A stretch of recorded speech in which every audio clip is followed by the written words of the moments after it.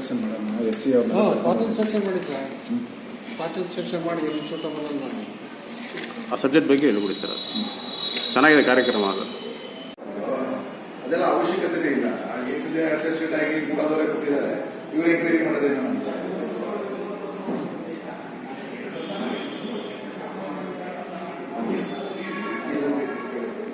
Okay sir. Mysuru ನಗರದಲ್ಲಿ ಕೆಲವು ಕಡೆ, ಹಲವಾರು ಕಡೆ ಕಸಗಳನ್ನು ಸಾರ್ವಜನಿಕರು ತಂದು ರಸ್ತೆಗಳಲ್ಲಿ ಹಾಕುವಂಥದ್ದನ್ನು ನಾವು ನೋಡಿದ್ವಿ.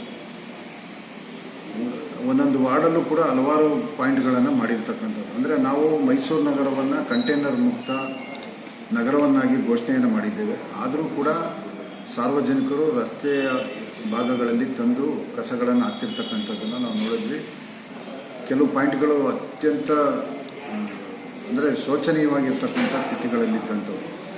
ಇಂಥವನ್ನೆಲ್ಲವನ್ನು ಗುರುತಿಸಿ ನಾವು ಅಲ್ಲಿ ಇಂಟರ್ಲಾಕಿಂಗ್ ಪೇವರಿಂಗ್ ಮಾಡೋವಂಥದ್ದು ಅಭಿವೃದ್ಧಿ ಮಾಡಿ ಮತ್ತೆ ಪೇಂಟಿಂಗ್ ಮಾಡೋವಂಥದ್ದು, ಮತ್ತು ಅಲ್ಲಿ ಜನರು ಕೂತ್ಕೊಳ್ಳಲಿಕ್ಕೆ ಚೇರ್ಗಳಂತ ಹಾಕುವಂಥದ್ದು, ಮತ್ತು ಆ ಪೇಂಟಿಂಗಲ್ಲಿ ಕೂಡ ಸೆಲ್ಫಿ ಸ್ಪಾಟನ್ನು ಮಾಡುವಂಥ ವಿಚಾರವನ್ನು ಇಟ್ಟುಕೊಂಡು ಆ ರೀತಿಯಾದಂಥ ಪೇಂಟಿಂಗ್ಸ್ಗಳನ್ನು ಮಾಡಿ ಮತ್ತು ಒಂದು ಸೌಂದರ್ಯೀಕರಣದ ರೀತಿಯಲ್ಲಿ ಅದನ್ನು ಮಾಡುವಂಥ ಕೆಲಸ ಕೂಡ ನಾವು ಮಾಡಿದ್ದೇವೆ.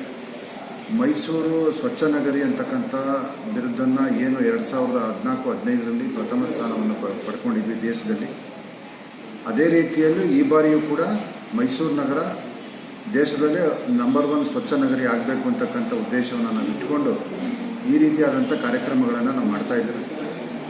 ಸಾರ್ವಜನಿಕರು ಕೂಡ ನಾವು ಏನು ತಾವು ಕಸವನ್ನು ತಂದು ರಸ್ತೆಯಲ್ಲಿ ಹಾಕುವಂಥದ್ದೇನಿದೆ ಅದನ್ನು ದಯಮಾಡಿ ತಾವು ಅದನ್ನು ತಪ್ಪಿಸ್ಬೇಕು. ಮನೆ ಮನೆಗೆ ಬಂದು ಕಸವನ್ನು ಏನು ಕಲೆಕ್ಟ್ ಮಾಡ್ತಾರೆ ನಮ್ಮ ಪೌರ ಬಂಧುಗಳು ಅವರಿಗೆ ಕೊಡುವಂಥದ್ದನ್ನು ತಾವು ಅಭ್ಯಾಸ ಮಾಡಿಕೊಳ್ಬೇಕು.